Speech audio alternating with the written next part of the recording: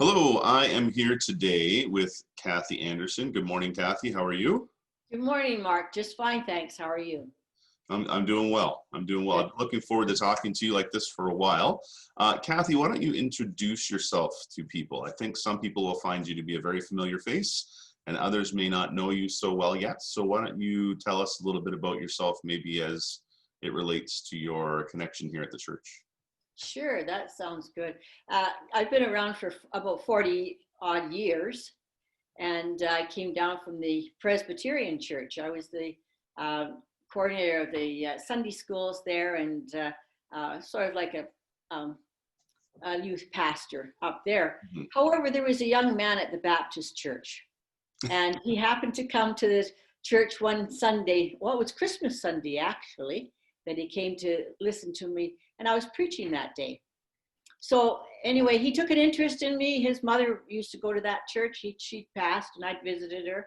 So I came down with him, and from there on in, wow, it was fantastic. I just had a wonderful time at the church. I've been involved in the women's groups. I was president of the women's groups and on council, and with the various children's groups, the Sunday school, and um, with all kinds of things. And it's been really interesting. I even preached a couple of times in the pulpit. It was kind of fun.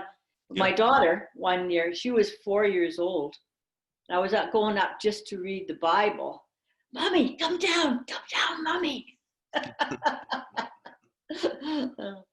Yeah, that's great.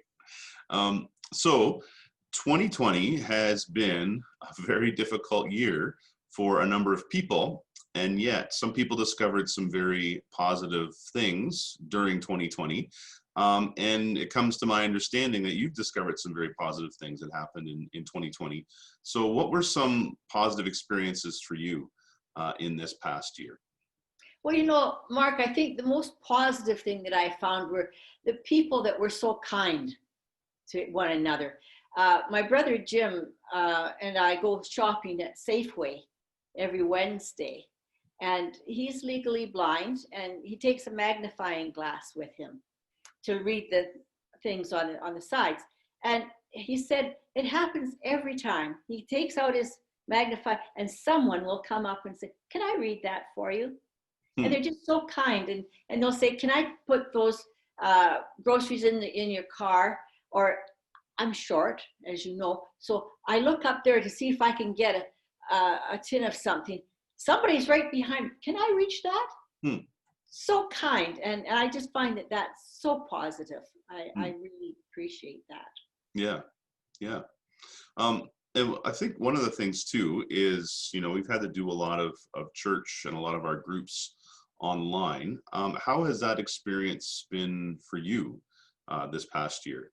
Oh my goodness, it has just revived me because for a few years, as you know, I've kind of been housebound with various things happening to me.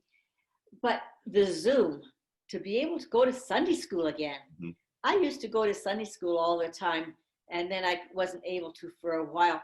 But it's just opened up a new life.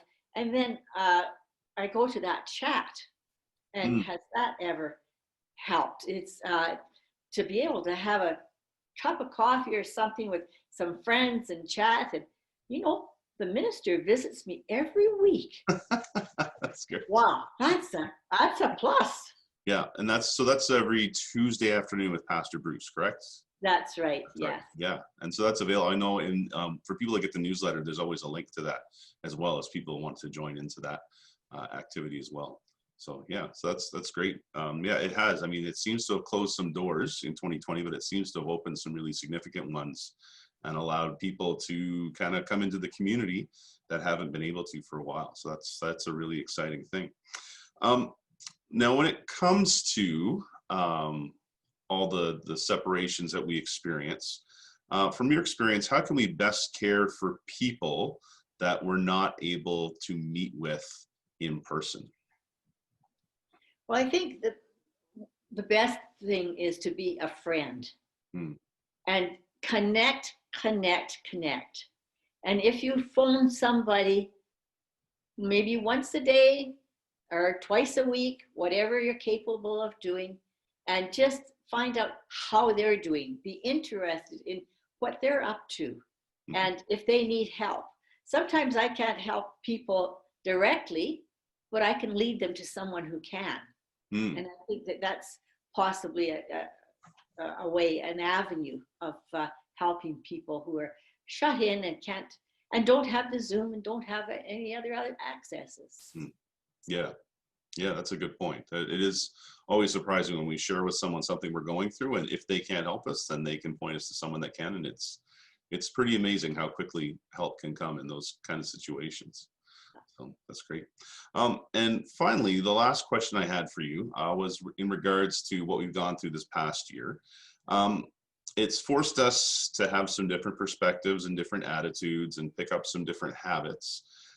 As we hopefully head into transitions out of COVID, what are some of the habits or attitudes that you hope that we take with us as we're able to adjust to life in a different way again? Well, I have been more sensitive and more grateful to the two, well, there's more than two ladies that come in. There's someone who comes in the morning and someone who comes at night for my braces. And I think that what it's taught me is to be more sensitive to the idea that they are caring for you and be grateful for it. So I want to take with me a more grateful heart, and I want to take with me a heart that reaches out to people and an attitude that's reaching, so that my habits will reflect those attitudes to others that I come in contact with. Yeah, I think that's a good perspective to have for sure. Very good. Well, Kathie, I thank you for your time today. I thank you for being part of our church community. And it's also been great to see so much more of you this year. That's been a really wonderful thing and a good experience for me as well. So again, thank you for your time, and have a good day. Thank you, and it's been a privilege. All right. Thanks, Mark. Bye-bye.